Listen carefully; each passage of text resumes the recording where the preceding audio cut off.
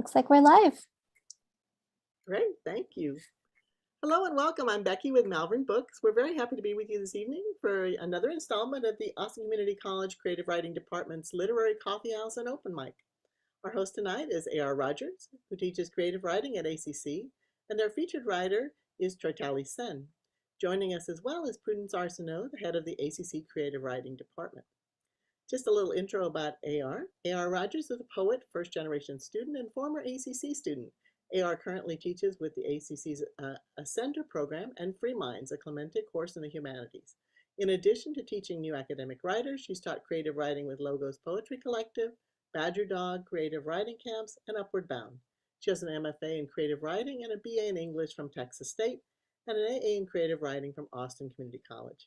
She's been published in Juke Joint, Permafrost, North Dakota Quarterly, and was shortlisted for the River Herring Prize Review Poetry Prize. A.R., please take it away. Thank you so much for that introduction. I appreciate you so much. Well, welcome everyone. We have such an amazing turnout tonight, but I'm not surprised that we have such a good group because of our featured reader.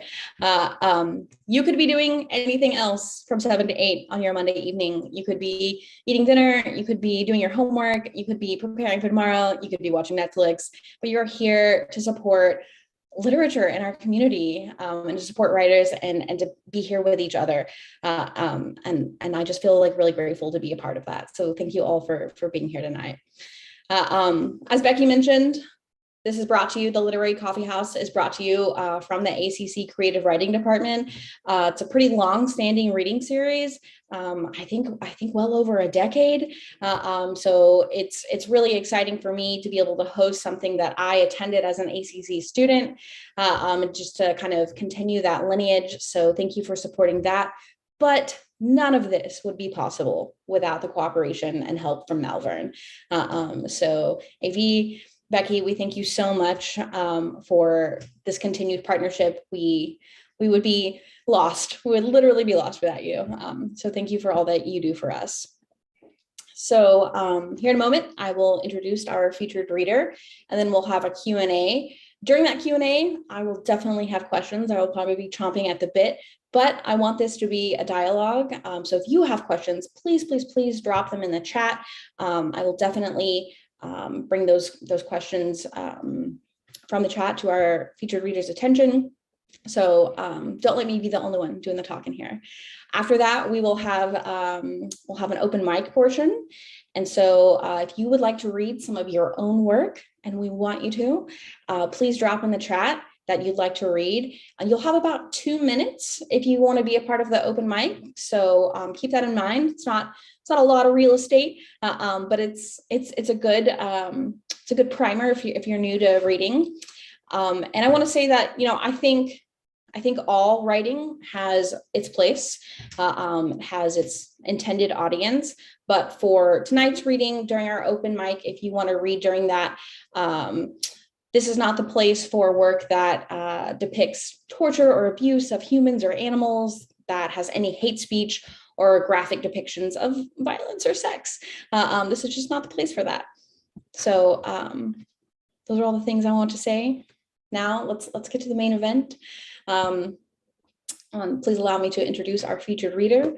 Chaitali Sen is the author of the novel The Pathless Sky and the forthcoming short story collection that I'm so excited about, A New Race of Men from Heaven, which was selected by Danielle Evans as the winner of the Mary McCarthy Prize in short fiction. Her short stories and essays have appeared in Boulevard, Catapult, Colorado Review, Ecotone, Los Angeles Review of Books, New England Review, New Ohio Review, Shenandoah, and so many other places. She lives here in Central Texas with her family. Chaitali, we are so excited to have you. Thank you so much for being here. Thank you. Thank you for having me. I'm thrilled to be here. And I want to thank ACC Creative Writing Department and Malvern Books, one of my favorite places in Austin. It's a place very dear to my heart. So, and I want to encourage people to read because the more you do it, the easier it gets.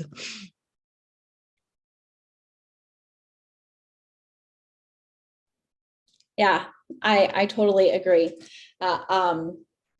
I see that there are some hands up, but we'll kind of circle back around to that. If you've got questions, you can drop them in the chat. Well, the floor is yours, Chaitali. If you would read for us, and then after that, I'd love to ask you some questions.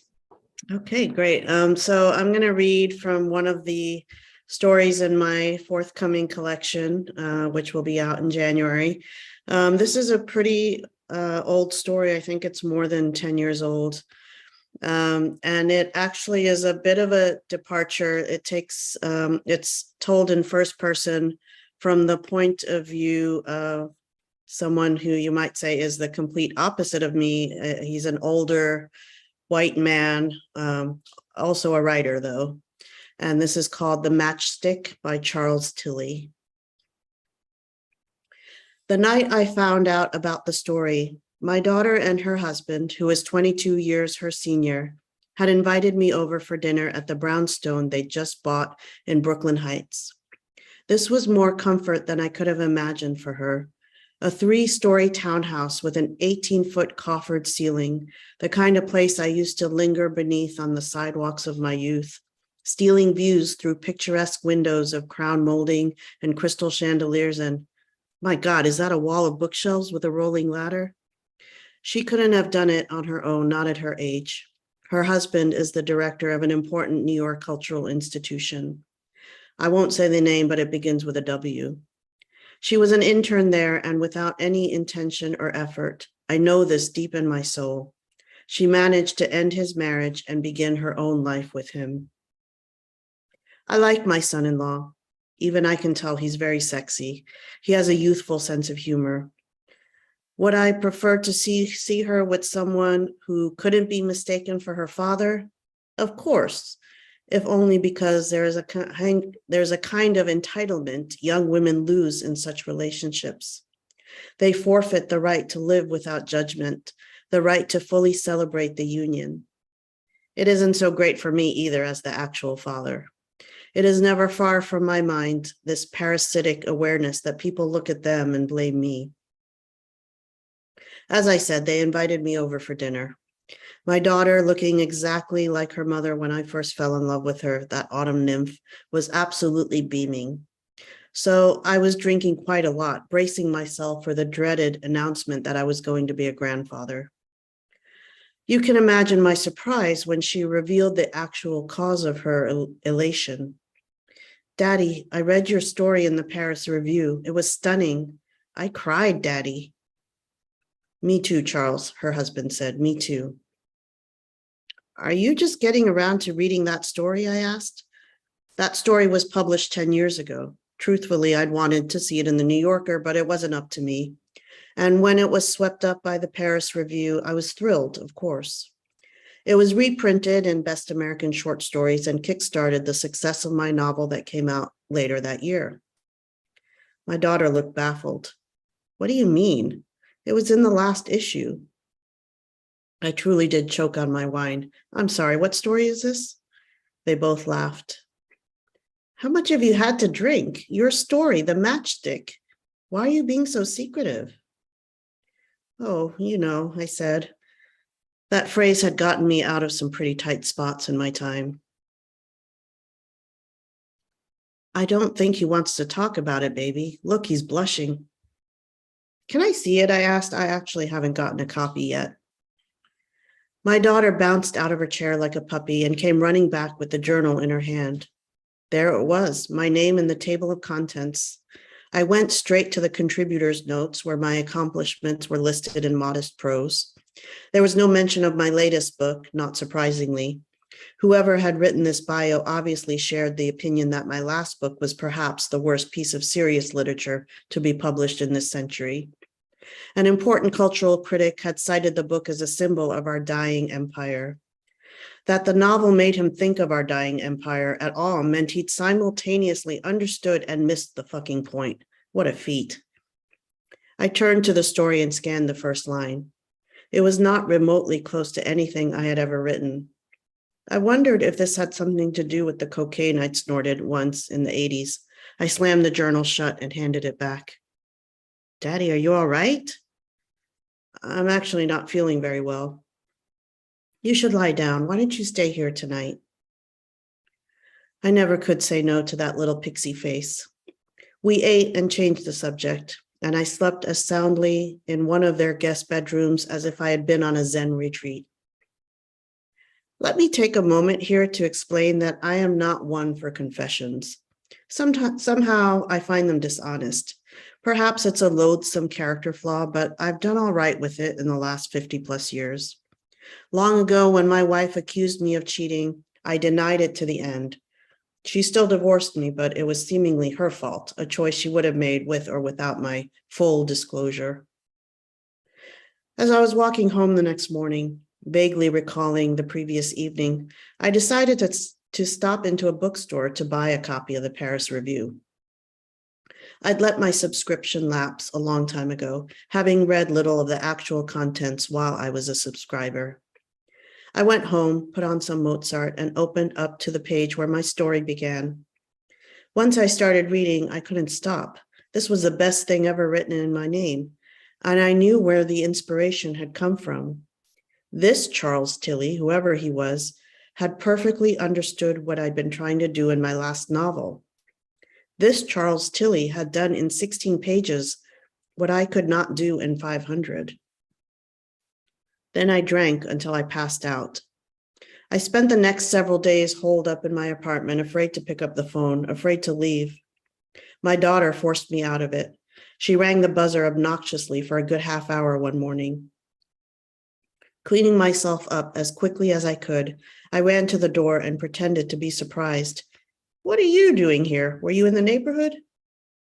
We've been calling you for the last 3 days. What the hell is wrong with you? Oh, you know, when the muse calls. She wept into my shirt. That was really scary. Don't do that again. I'm sorry, sweetheart. I wasn't thinking. After she left, I called my agent to try and get some answers, finally understanding the scale of the situation. I went to his office, and for the first time since the reviews of my last book came out, he looked happy to see me.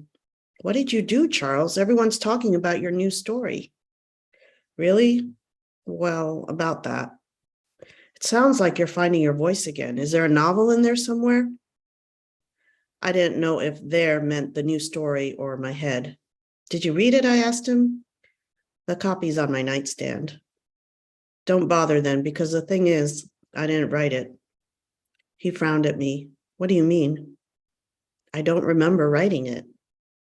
Okay, I get it. No, you don't get it. You couldn't possibly get it. I know I didn't write it. I need you to find out who sent it in. You sent it in, Charles. I did not send it in, I shrieked, startling us both. I did not write that story. Call the Paris Review and, I don't know, see if you can get a hold of the original submission. Where did the payment go? I never received a payment. I never received any acknowledgement that they were accepting my story. Someone is fucking with me big time. Jesus, Charles, you're losing it. I pounded my fist on his desk. Someone has stolen my identity. You're the only one who can help me. You're the only one I've told. All right. I'll look into it, but do me a favor, lay low for a few days until I can find something out. Can you do that? He came to see me the next day with the manuscript in hand.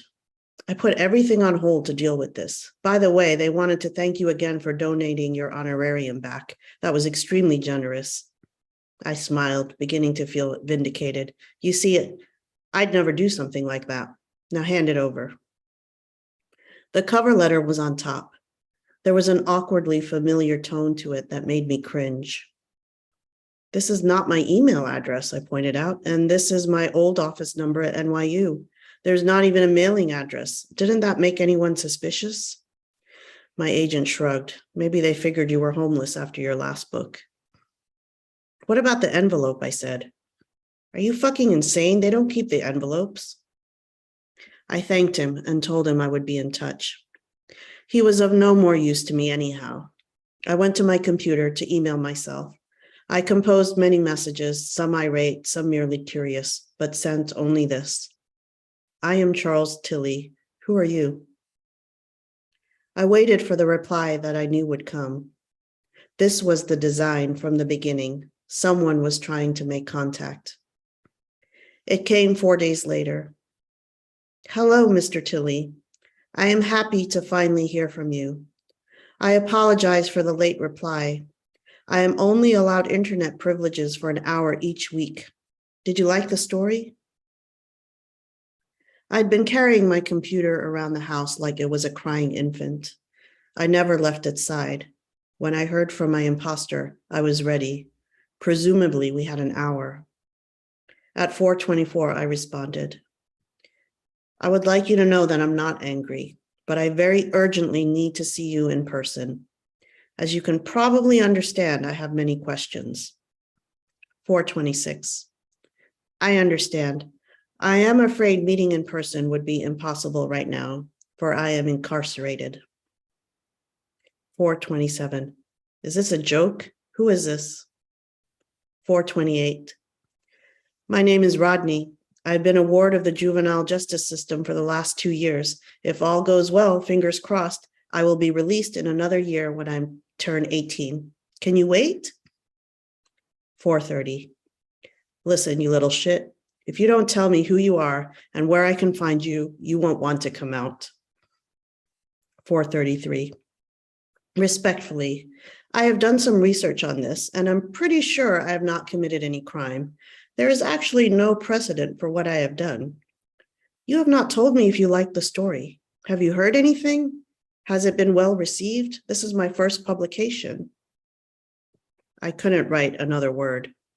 The acute pain in my chest made me think I was having a heart attack, with only my computer screen as witness. I went to see a mid-level agent in the identity theft fraud department of the FBI. I had printed out our brief email exchange and brought my laptop in case they wanted to examine it. But this agent was unmoved by my situation. He asked, did this individual take a payment that was meant for you? No, actually. Does he have your social security number? I don't think so. You're saying he wrote a story and published it under your name? Yes, that's what he did. The agent tapped his pen against his temple. Why would he do that? He asked. I don't know, sir. He is deranged, obviously. Then the man smiled. Mr. Tilley, if you don't mind my asking, do you have a significant birthday coming up? Yes, my 60th, I said, interested in where he was going with this. He chuckled. I wouldn't be surprised if someone's not planning a big party for you. I'm willing to bet your trickster will reveal himself then. And what was I supposed to do in the meantime? If I didn't say anything, everyone would know by the end of my 60th birthday party the depth of my dishonesty. If I did tell the truth, I couldn't imagine what the repercussions would be. I decided to ask Rodney. I decided to ask him, what would you like me to do? I sent him several emails and waited weeks for another reply. My last email was returned immediately with the message, delivery to the following recipient failed permanently. My 60th birthday party ended up being an intimate gathering held in a room off the wine cellar of the Blue Ribbon Bakery, a narrow, dimly lit space where the air was the color of caramel. My son flew out from Stanford to be there, and I was impressed with how much he'd matured, but I kept looking at the door, expecting other people to show up, friends, literary types, though where we would fit them, I couldn't imagine. My daughter noticed the distraction. You didn't want something bigger, did you? You hate parties. Where did she learn that shattered look? This is perfect, I said. It's just us then, I can relax. Relax, Charles, her husband said. Sometimes I do wish he wouldn't talk. At the end of the evening, after the kitchen had closed and the congeniality of the waitstaff had long faded, I did not want to go home, to be separated from my children. I said, you know that story I wrote? They nodded expectantly. It was a good story, wasn't it? I said. They all agreed it was good. I just don't want to be alone tonight, I said. My daughter took my hand, her eyes warm with pity. No, of course not. We're all going back to our place. We wouldn't dream of sending you home alone. That's when I thought maybe I owed it to her to put this whole incident behind me, to accept it as a gift from an admirer. Now, when I'm asked about the matchstick, I say I have no recollection of writing that story. This is usually enough for us to move on to my novel, which sold at auction and has been a critical and commercial success. I'm sure that when I'm dead, the matchstick will be noted as the turning point of my career, when I at last figured out what the hell I wanted to say. After my 60th birthday party at the Blue Ribbon, we took a taxi to my daughter's house. We had a nightcap in the kitchen and talked for a while before everyone went to bed. I went into my Zen retreat feeling warm and loved, but couldn't sleep. I lay awake, terrified that I would never be able to write again. As if he might receive my message, I thought, Rodney, my angel, if you're out there, I'm waiting. The silence that followed was unbearable. I got out of bed and went to the room where the Paris Review was tucked away on a shelf. Sitting at the desk with a legal pad and pen, I opened to Rodney's story and began to copy it word for word. When I got to the end, my hand ached, but I turned back to the beginning of the story and started again.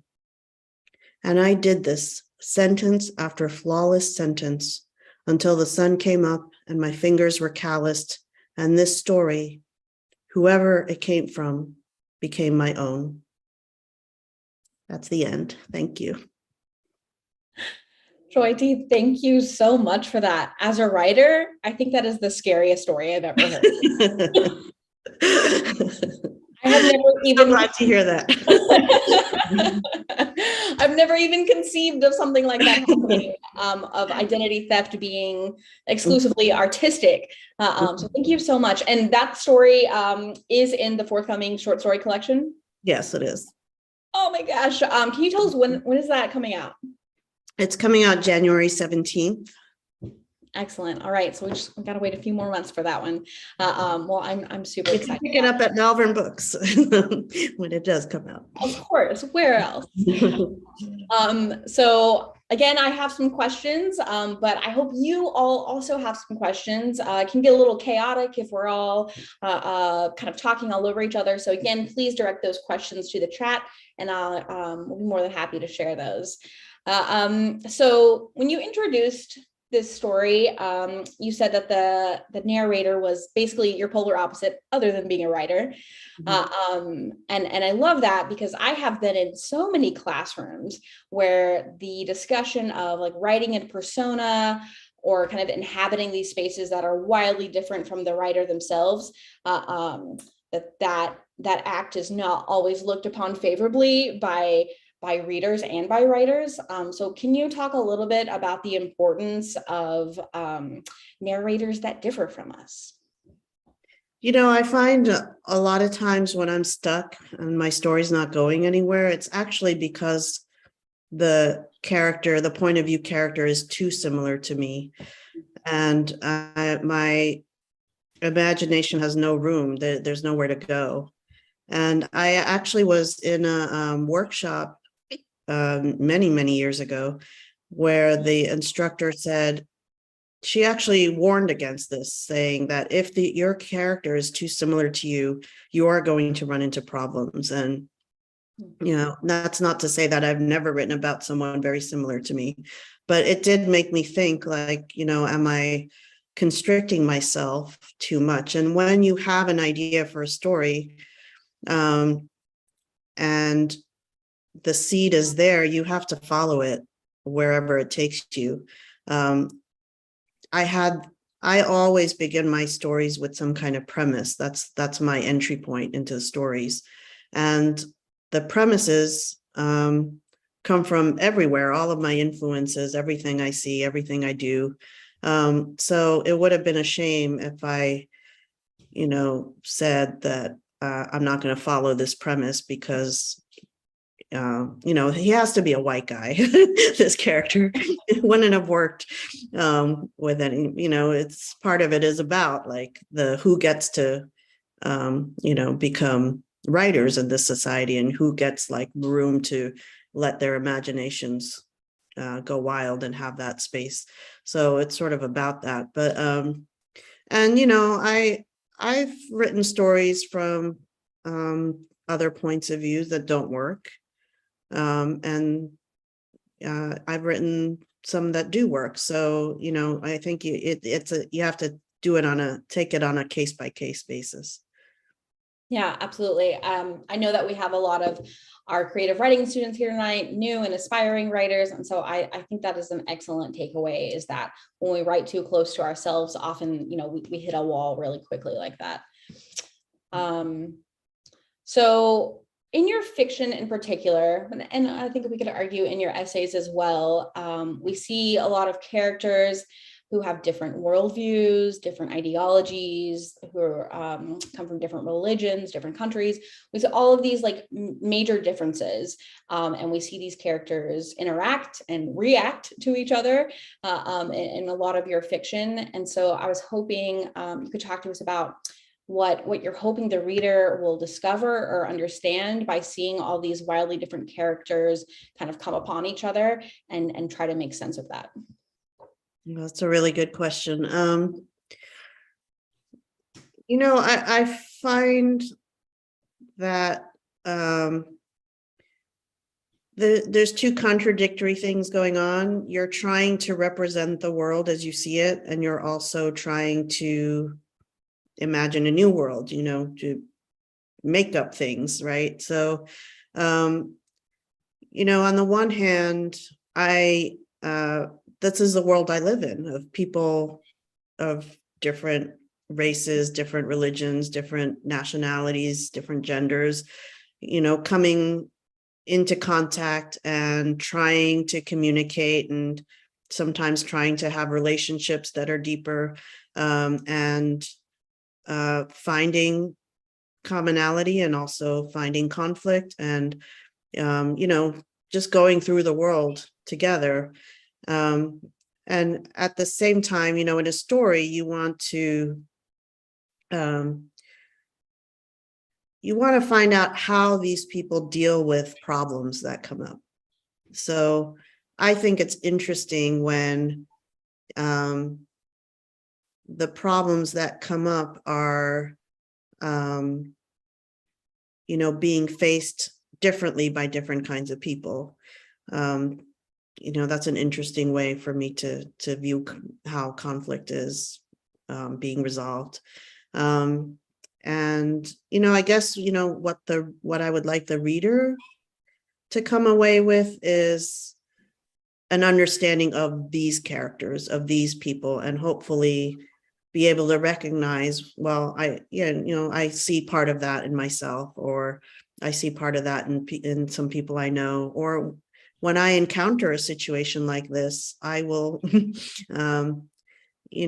remember that we're all human. We're all part of this crazy thing called humanity. So I guess that's what I hope. Yeah, I think again, that's just like an extension of kind of getting outside of ourselves. And I think it can be so hard to remember that we're all human when there's another person actually in front of you who is in opposition to you, but to be able to have the space to see that play out in fiction, I think gives the reader maybe a less chaotic space to think about these things than in their own life. So thank you for sharing that. So again, you can drop some questions in the chat. Wendy says that she would love to hear a story from the other point of view, from the person who stole the identity. I think that is equally horrifying. Thanks for sharing that, Wendy. So you write in multiple genres, fiction, essay, op-ed, short and long fiction, especially for our students here tonight. Can you talk a little bit about writing in multiple genres? Because I think, no matter what kind of writing program you're in, whether it's at the undergraduate or graduate level, there is this kind of need, or you receive these messages to pick a genre, pick a lane and stay in it. And I think that so many of us here know that can be kind of damaging. So could you talk about writing in multiple genres and what that's been like for you? Yeah, I mean, I think it's good to at least try different genres. I mean, I've also tried poetry. I'm not a good poet, but I've tried it. It makes my brain work in a different way. And I definitely am more comfortable. I think I'm most naturally a novelist. But I love the short story form, and I couldn't, if I couldn't allow myself to explore short stories, one, it's just like my production would be a lot more limited. So, it's hard and discouraging to only work in novels because most novels are hard to get published. And short stories are a little bit easier because there are a lot of avenues for publishing, individual short stories. So but I'm a fiction writer, so I make it my mission to understand both of these genres, their craft elements, and what makes them tick and what makes a successful short story as opposed to a novel. And then essays, I like writing essays that are about history or about the current politics, current events. I'm not that much of a personal narrative essay writer. So I think you need to try different genres and figure out push the limits of your comfort zone, and then figure out where, what are your strengths in each one. So, I think like in essays, I have certain strengths because of, my background in studying history and being a fiction writer. I think that also helps in terms of style and stuff and narrative. And then I think there are things that in my fiction that also there's some overlap, like my background and my interest in politics and history, my background studying that in college also informs what I write about in fiction. So I also think like when you get stuck on a project, it's nice to go work on something else for a little while. So there's, very practical reasons for it. A lot of my essays I write because I've seen a pitch, not a call for pitches too. So that's it's almost like doing an exercise. And Twitter, if you follow a lot of these editors on Twitter, they'll tell you what they're looking for and when. So I wrote an essay for Boulevard that incorporated some of my family history in India, actually not India, but in Burma, which is now called Myanmar. And I had this story brewing in my head. And then when I saw this pitch, it was like a perfect, this call for pitches was a perfect marriage. And it just, that was the time for that story to come out. So. Yeah, thank you for sharing that. I think that a lot of new writers can have a resistance to responding to those pitches or prompts that they're given, but they really can be a vehicle for things that we're struggling to get out. And also the fact that you mentioned that all these different genres, they inform each other. So if you're trying to just stick to your one genre, you're really missing out on kind of feeding yourself in that way. So Prudence has a question for us. She says that you mentioned the muse for your character. How does your muse work? And could you talk about your relationship to your muse and what that process is like for you? Very mysteriously. I just like, for example, this story, I don't actually know where it came from. Like what a strange idea. Like I just thought reverse plagiarism would be funny. But I think it's the muse comes from one, being in my head a lot, just like, being a daydreamer, and also from observing. And I think part of the story came from, I was listening to a conversation probably on the internet between these older white male writers, and it just seemed like they didn't know what they wanted to write about anymore.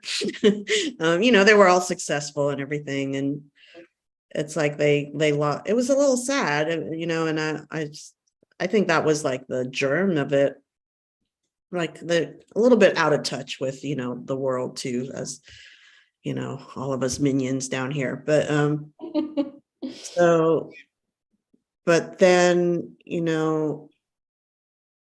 like some writers, like their muse comes in through ritual, like they always have to sit down with a cup of coffee or certain things, and I think some of that is there for me too.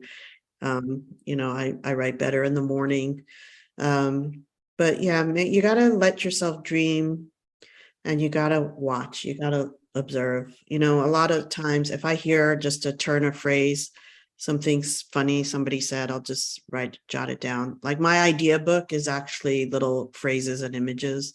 Yeah. It's not like story ideas.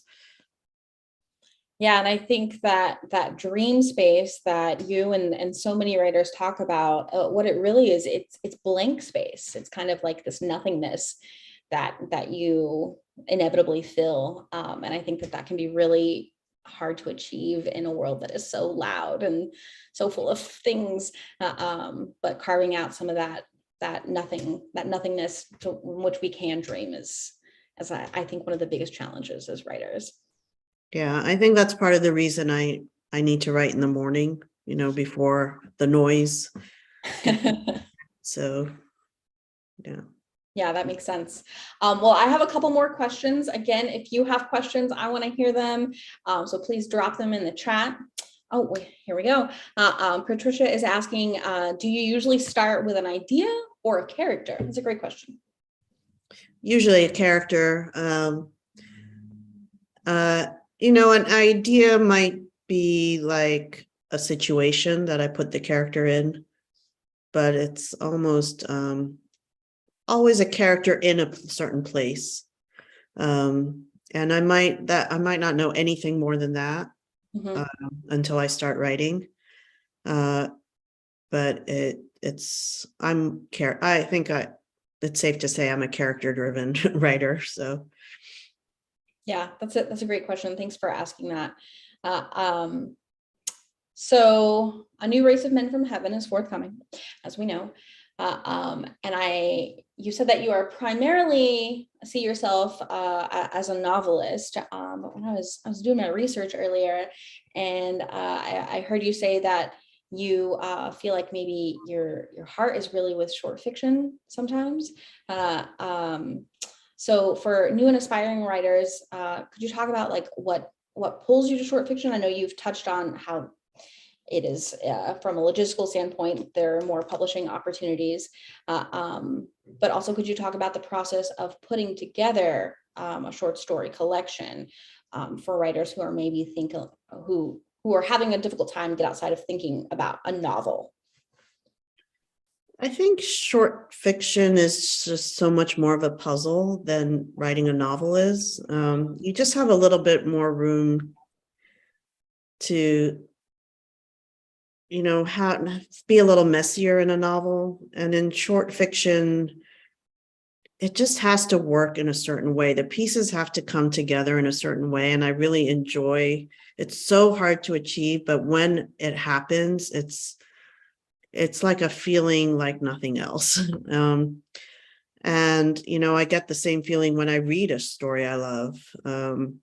And, the compression of short fiction, and, doing so much with less. So, that's what really draws me to short fiction. I just, as an art form, I think it is really just extraordinary. As far as putting this collection together, this isn't as linked as some story collections. There certainly is a theme. There are themes of like migration. This story is actually a departure from that. It is interested in like, societal questions of like, our relations between genders and races and religions. But I have to say that mainly I took my best stories that I liked and put them together. And this, some of the stories we didn't keep in the collection, we took it out. Then, there was one story that needed a lot of revision to make it fit better.